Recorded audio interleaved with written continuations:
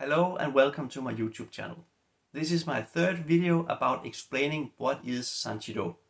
And today we are going to talk about the 3 safety lines that we use in our techniques in order to control our opponent and to get more safety for ourselves. The first video I made about explaining what is San Chi Dao was a video where there are clips from all of the martial arts that we have done for 30 years. So there is a small clip of every year of practice for 30 years. Because I think the best way to explain what is San Chi Dao is to look at where do we come from, to know how did we get here. And the second video in explaining what is San Chi Dao, I talk about the name. How did we came up with the name? How did we get to that point? What does it mean? And this is the third video, and today we're going to talk about the 3 safety lines. If you want to look at the other videos, they will be in this playlist, and I will leave a link in the description below for it. If this is the first time you are here, please subscribe and like. If you have been here before, thank you very much for supporting our channel. It really helps spreading the message about San Chi Dao. If you want to look at some of the other content I have on my YouTube channel, they are all divided into playlists. So if you want to see how I train with my kid, go to the kids playlist. And if you want to see just some demonstration, go to demonstration.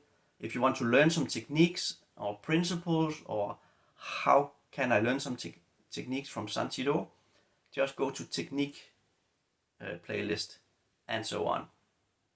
Okay, but let's get into it. What is the 3 safety lines that we use? You can compare it to a car. You have the brake in the bottom, that's one.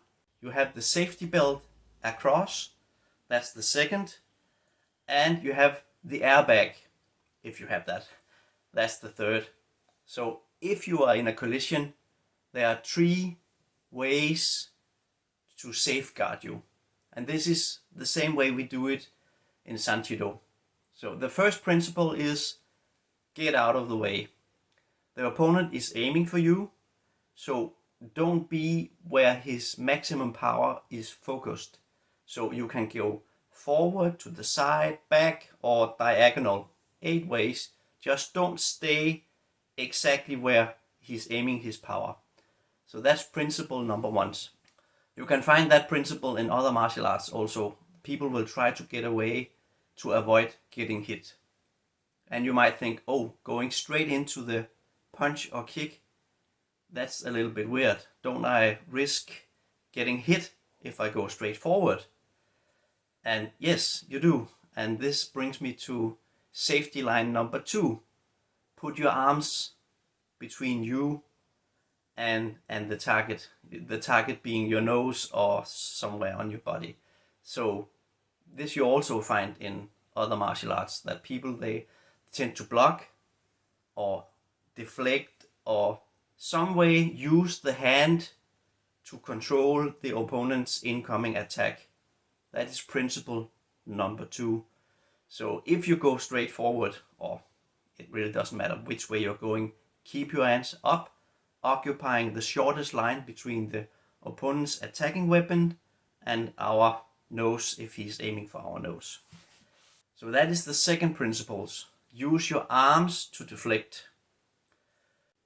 The third principle is breaking the opponent's balance. And you can do this in 3 basic ways.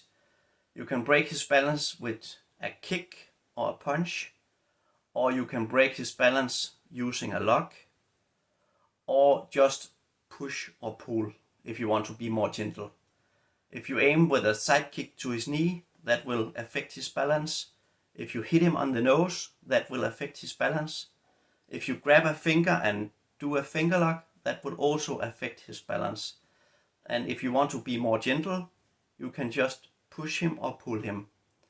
That will make it more difficult for him to use his weapon, and he is also more likely to be open for our attacks. So this is the 3 safety lines. To recap, First, get out of the way 8 ways. Don't stand where all his power is focused. Keep your hands up and control the other guy's hands and legs so it makes it more difficult for him to attack you.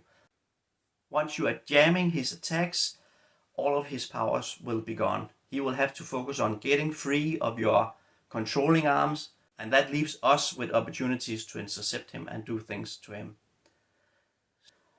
And when you're doing your techniques, try to do all 3 safety lines.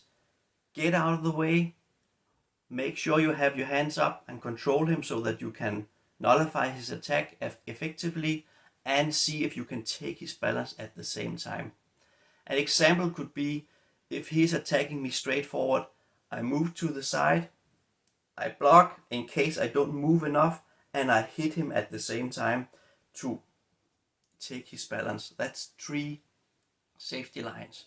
So if I miss one of them, I still have 2. If I miss 2 of them, I still have 1 left. And some systems, they sometimes only use 1 safety line and get away with it. So 1 safety line is okay, you can get away with it. 2 safety lines is of course better, and 3 safety lines is of course better again. Does that mean we cannot get hit? Of course you can still get hit. Just as well as when you are driving a car, even though you have the brake, you have the airbag, and you have the safety line, you can still get killed if you are in an accident. It just makes it more safe. There's no guarantees, but we want to make things as safe as possible. So that was it for today. That was about the 3 safety lines that we use in our basic techniques. So think about it when you do your techniques. Do you use all 3 safety lines, or do you only use 2? See if you can get up to 3. And in sparring, of course, sometimes you can't keep all 3 all the time, but you lose a couple, you still save yourself, and then get back to 3 safety lines as quick as possible. To all of you, have a nice day.